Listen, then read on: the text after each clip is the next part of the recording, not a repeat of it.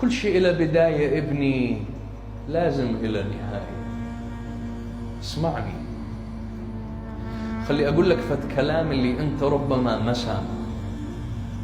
كل شيء إلى بداية إلى نهاية.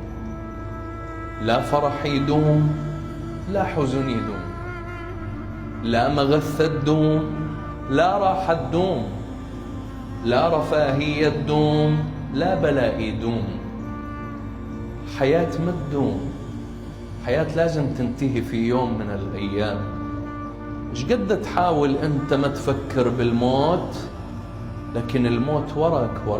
علي بن أبي طالب أبا الحسن عليه السلام يقول: اجدد حيازيمك للموت، فإن الموت لاقيك، ولا تفزع من الموت، إذا حل الموت بناديك. كما أضحكك الدهر يوما، كذاك الدهر يبكيك.